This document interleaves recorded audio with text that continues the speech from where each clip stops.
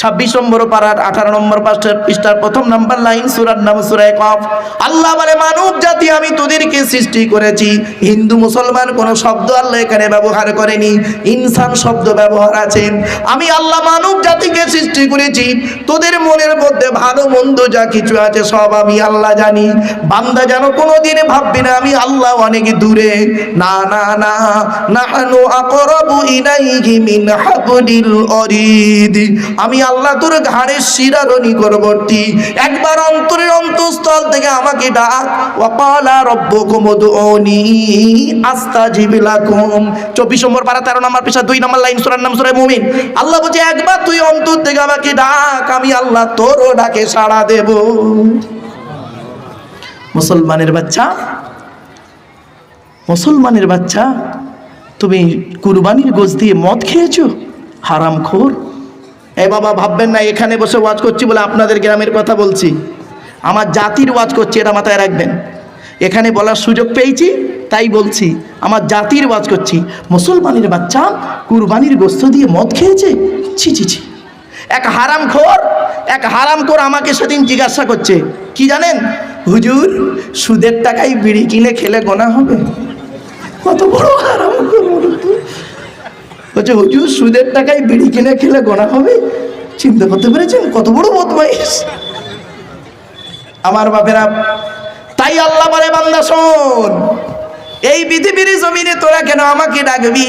কোন আল্লাহর কাছে মাথা নত করবি? কোরআন জানিয়ে দিচ্ছে, আল্লাহুল্লাযী খলাকাকুম মিন দুফিন সুম্মা জাআলা মিন বা'দি দুফিন কুওয়াতান সুম্মা জাআলা মিন বা'দি দুফিন কুওয়াতান ওয়া শাইবা ইয়াখলুকু মা ইয়াশা ওয়া হুয়াল আলীমুল কাদির। 21 নম্বর পারার 9 নম্বর পৃষ্ঠার 11 নম্বর লাইন, সূরার নাম সূরা রুমের মধ্যে আল্লাহ বলে দিলেন, কোন আল্লাহর কাছে তোরা মাথা নত করবি? যে আল্লাহ মায়ের পেটের ভিতর থেকে দুর্বল করে তোদের তৈরি করেছে, দুর্বল শরীরটাকে আস্তে আস্তে ক্ষমতা দান করেছে, ক্ষমতাবান শরীরটাকে আস্তে আস্তে যে আল্লাহ ওই ক্ষমতাকে কেড়ে নিয়ে তোর বুড়ো বানিয়ে দিয়েছে। হে মুসলমানের বাচ্চা, সুবহানাল্লাহ একটু মুখতে বের হলো না? জোরে বল সুবহানাল্লাহ। ইনকিলাব জিন্দাবাদ, বন্দে মাতরম জিন্দাবাদ খুব জোরে বলেছো। ক্রিকেট খেলা দেখতে গিয়ে বিরাট কোহলি 6 মাইলে ছক্কা বলে চিৎকার করেছো। শুধু তাই নয়, মেসির ফুটবল খেলা দেখতে গিয়ে মেসির গোল থেকে গোল বলে চিৎকার করেছো।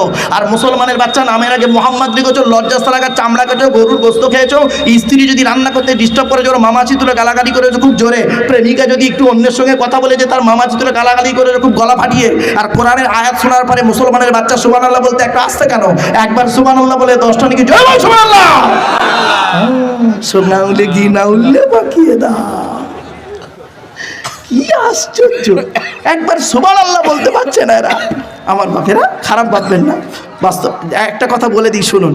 ক্লাসে যখন টিচার যায়, টিচার ধরুন একটা জিনিস পড়াচ্ছে, ম্যাথ করাচ্ছে, করাতে করাতে টিচার জিজ্ঞেস করছে, বুঝতে পেরেছ? স্টুডেন্টরা যদি চুপ করে থাকে টিচার কি ভাববে? ঘোড়ার ডিম মনে এরা বুঝতেই পারেনি, ঠিক না ঠিক? আর যদি বলে হ্যাঁ স্যার বুঝতে পেরেছি, তাহলে টিচার ভাবলো যে তাহলে আমার পড়ানোটা সার্থক। আর যদি আপনারা চুপ করে বসে থাকেন, আচ্ছা আচ্ছা বলুন তো দেখি, আপনাদের সাথে কি আমার ধর্ষণের মামলা চলছে কোর্টে? তার মুখে হাসি নেই কেন? যেন বইয়ের সঙ্গে ঝগড়া করে, যেন বইয়ের সঙ্গে। একবার তাকবীর দেন দেখি, লিল্লাহি তাকবীর। ঠিক আছে চলুন। এ ফেরেশতা চলে যাচ্ছে নাকি? আসবে। ও ভাই দেখেন, জিবরাইল মিকাইল সব উঠে পালাচ্ছে। এটা কেউ জিবরাইলের বেড়া নাকি রে বাবা? রে বাবা চল। দোস্ত, ওরাও কি চলে যাচ্ছে নাকি? না।